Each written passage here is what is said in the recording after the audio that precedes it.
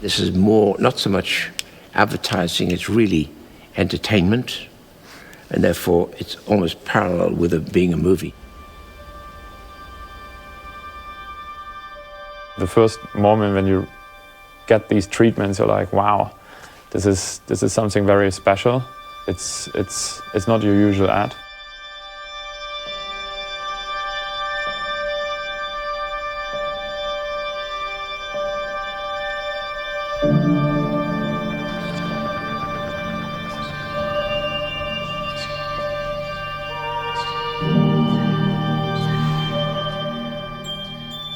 Hennessy is made up of 7 distinct taste notes, and the concept was to like visualize those tastes, so it's like synesthesia.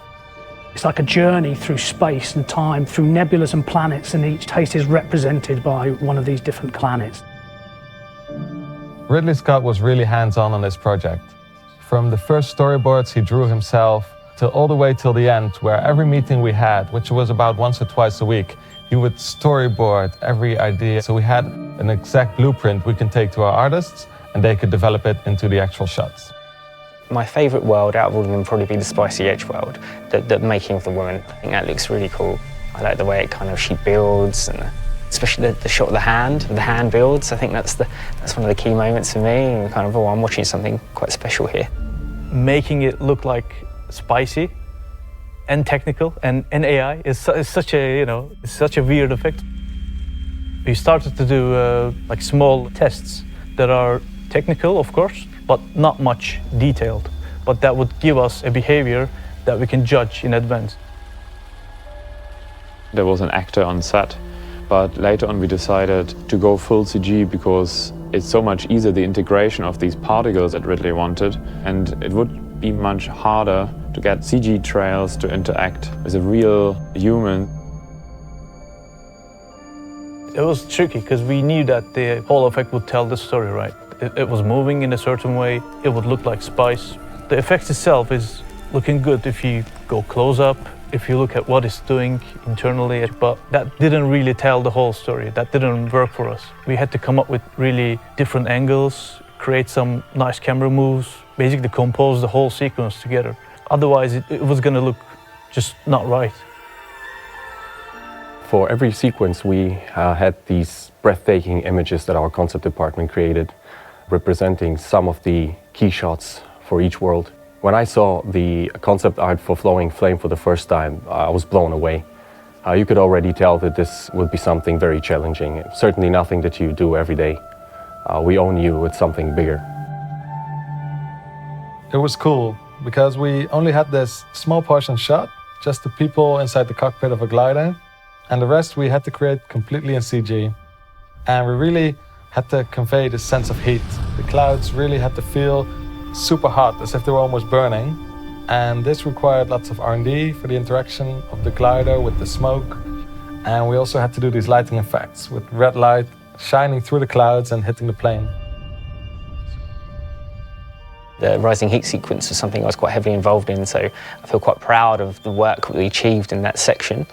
If you think of that shot, probably only the walkers were the only thing that we actually shot on set, and we had to create everything else around that, which became quite a tricky number in terms of DMP projections, and especially finding the colour and the tone and the palette of that whole kind of sequence.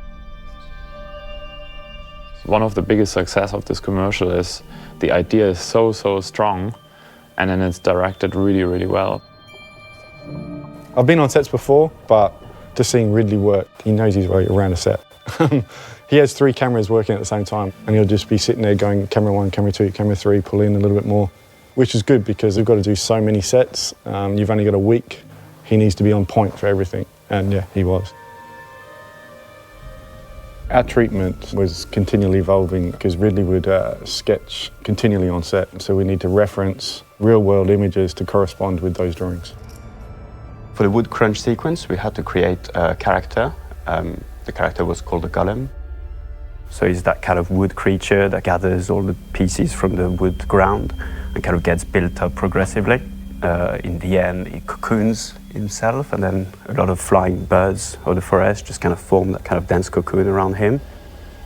I figured it had to be a dance, because it had to be not sinister, it had to be certainly intriguing. There's a certain flow that is happening. There's an actor that is dancing, so you need to kind of sell your effects with that flow. So you kind of need to adapt to what is happening in the actual motion capture. If you look at the early development of wood crunch, you would see different submissions. You had a lot of stringy approaches, tweaks. Some didn't work, some did. There was also the bird, the way it basically works with the effect.